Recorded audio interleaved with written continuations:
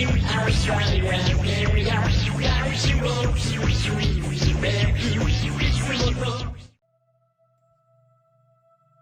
dibuka dengan memperlihatkan sepasang suami istri yang sedang melihat gunung berapi. Ternyata keberadaan mereka di sana dikarenakan permintaan sang istri yang sedang hamil. Dia mengidamkan melihat gunung berapi.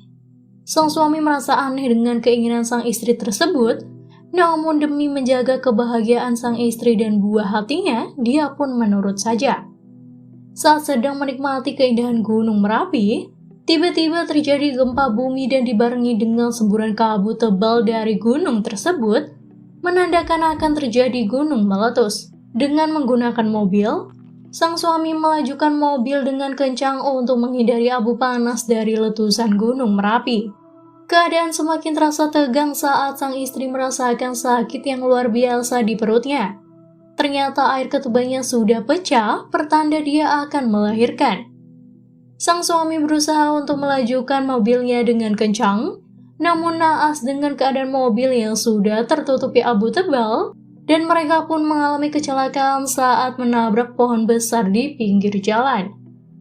Anak dari sepasang suami tersebut berhasil selamat setelah ibunya berhasil melahirkan dibantu oleh seorang nenek tua.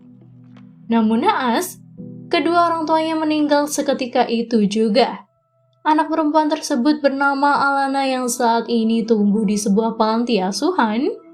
Alana kecil sudah menunjukkan tanda-tanda kekuatan besar dalam dirinya. Ia tumbuh menjadi pemberani dan pantang menyerah. Ketika itu ia sedang membantu temannya bernama Tangguh yang sedang dirundung oleh teman-temannya. Alana tanpa rasa takut melawan perundung itu walaupun badan mereka jauh lebih besar darinya. Kejadian tersebut dilihat oleh Bu Sarita yang akan mengadopsi Alana yang kebetulan saat itu akan menjemputnya. Sebelum pergi, Alana berpesan pada Tangguh untuk tidak membiarkan orang lain menindasnya dan menjadi tangguh seperti namanya. Beberapa tahun berlalu, Alana sangat menyukai olahraga tinju. Bu Sarita yang menjadi orang tua angkatnya dengan sabar melatih Alana menjadi petinju profesional. Bu Sarita juga melatih Alana untuk mengontrol kekuatannya dan tidak membiarkan kemarahan menguasai dirinya. Karena jika Alana tidak bisa mengontrol amarahnya, ia akan hilang kendali atas dirinya dan melampiaskan amarahnya pada lawannya di atas ring tinju. Di sisi lain, kita diperkenalkan seorang anak pengusaha kaya bernama Matteo yang baru saja keluar dari penjara karena kasus penganiayaan terhadap perempuan yang ada di klub malam miliknya. Matteo adalah anak dari Prayogo Adinegara, seorang pengusaha real estate sukses yang melakukan cara-cara licik dan kotor untuk mencapai segala keinginannya. Dia juga tidak segan menutupi semua kebusukannya demi kelancaran bisnis yang telah ia bangun selama ini. Dia dengan mudah menutupi kasus Matteo dengan bekerja sama dengan polisi korup untuk membebaskan anaknya. Matteo yang pada dasarnya adalah orang yang sombong dan tidak mau kalah sangat penasaran dengan Alana. Setelah ia melihat video Alana yang mengalahkan musuhnya di ring tinju viral di internet, dia semakin tertantang mengetahui kabar bahwa Alana selalu menang di setiap pertandingan tinju. Suatu hari, pengawal prayoga mendatangi tempat pelatihan milik Bu Sarita. Ia menawarkan sejumlah uang jika Alana mau bertanding melawan Matteo, tapi dengan satu syarat Alana harus mengalah pada ronde ketiga.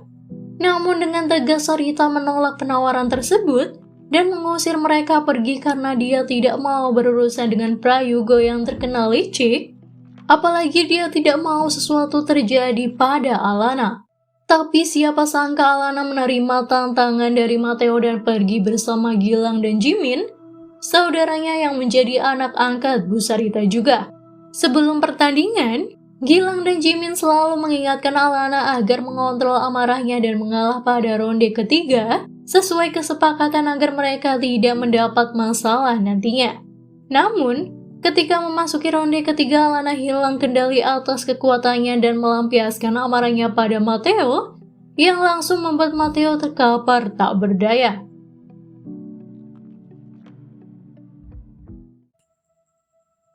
Semenjak saat itu, peristiwa buruk terus terjadi kepada keluarga Alana. Saat itu ia mendapat kabar bahwa ibunya Sarita tengah dilarikan ke rumah sakit karena dianiaya oleh orang suruhan Matteo yang tidak terima atas kekalahannya di pertandingan.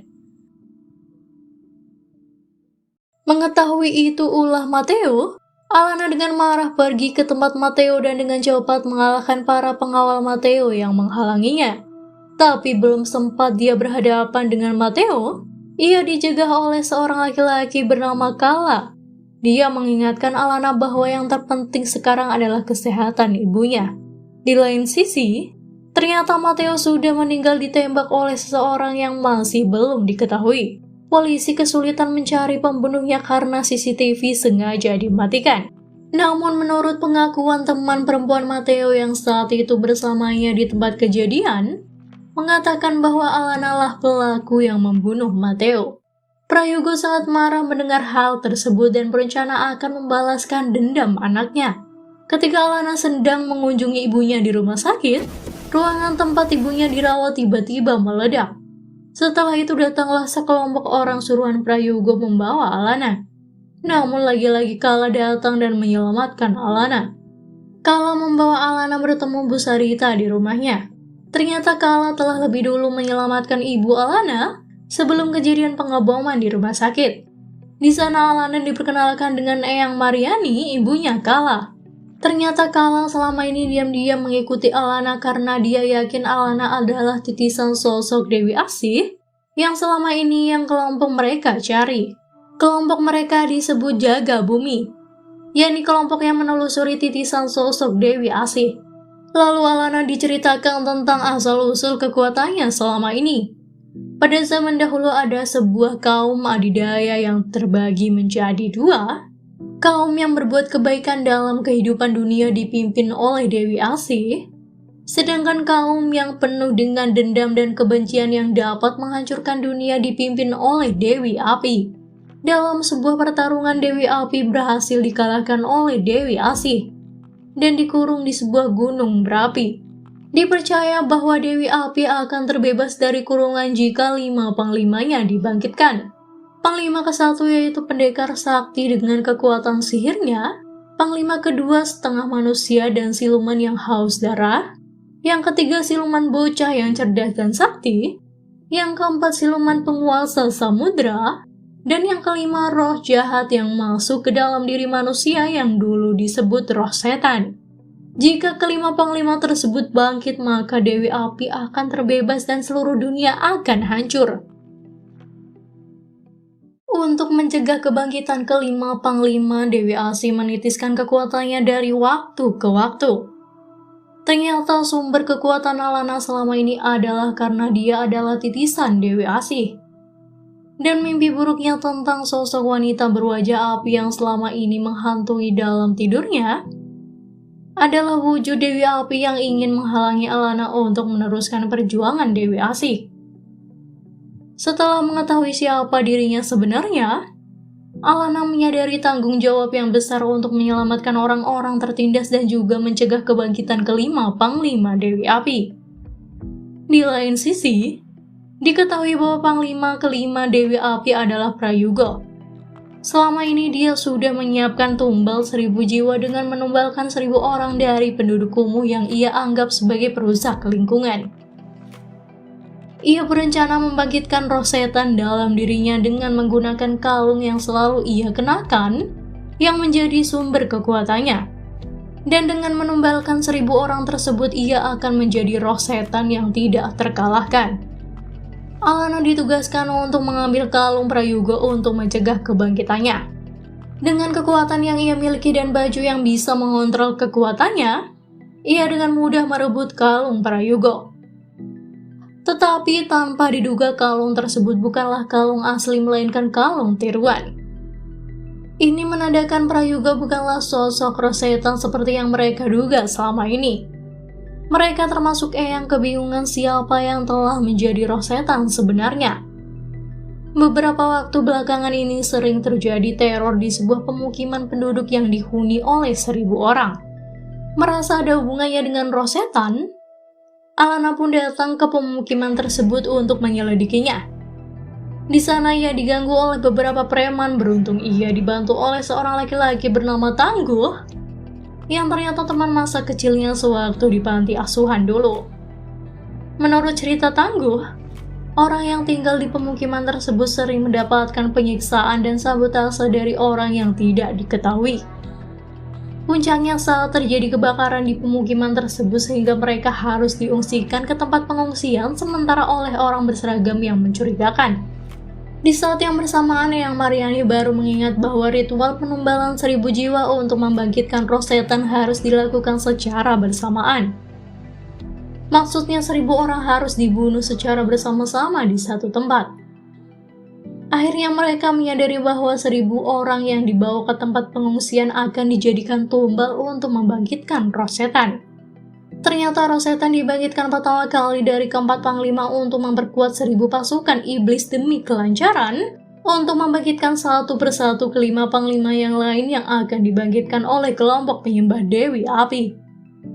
Dengan bantuan buku kuno milik ibunya, Kala akhirnya menemukan tempat ritual penumbalan 1000 orang tersebut, yaitu di sebuah pabrik terbengkalai yang ditinggalkan karena dulunya tempat tersebut adalah tempat kesurupan massal para pekerja pabrik. Singkat waktu setelah sampai di pabrik, Alana, Kala, dan Tangguh segera berpencar untuk menemukan semua orang yang akan ditumbalkan. Setelah beberapa saat, Kala dan Tangguh berhasil menemukan mereka yang dikurung di sebuah sel yang berjeruji besi yang digembok sangat kuat, sehingga sulit untuk mereka berdua untuk membuka sel tersebut. Di tempat lain, Alana bertemu dengan Jatmiko yang kini telah berubah menjadi roh setan. Diketahui bahwa Jatmiko adalah seorang anggota polisi miskin yang selalu direndahkan oleh orang-orang sekitar dan juga atasannya, sehingga dia menyimpan dendam dan kebencian yang sangat besar pada orang lain. Dengan begitu dia berubah menjadi roh setan dan telah merencanakan semua ini dengan matang. Pertarungan sengit pun terjadi antara Alana dan Jatmiko. Roh setan pada diri Jatmiko dipenuhi dengan rasa dendam dan benci yang sangat besar, sehingga membuat Jatmiko sulit untuk dikalahkan. Alana sempat dibuat terpojok olehnya. Di saat itu pula Jatmiko merasa menang dan mulai mengaktifkan bom di balik jeruji sel di mana penduduk disekap. Tak hilang akal, Alana mengeluarkan jurus bayangannya untuk menyelamatkan penduduk dan sekaligus mengalahkan Jatmiko. Ternyata cara tersebut berhasil. Jatmiko merasa kewalahan melawan dua bayangan Alana dan ia pun berhasil dikalahkan. Di saat bersamaan, Alana berhasil mengeluarkan 1000 penduduk tersebut dan membawa bom yang akan meledak itu ke angkasa untuk menghindari korban. Akhirnya bom berhasil diledakkan di angkasa tanpa menimbulkan korban. Setelah itu para penduduk berterima kasih pada Alana yang menamai dirinya Sri Asih. Setelah semua berakhir, Alana kembali ke rumah dan mendapati ibunya telah pulih dari sakitnya. Dengan perasaan bahagia, Alana memeluk ibunya.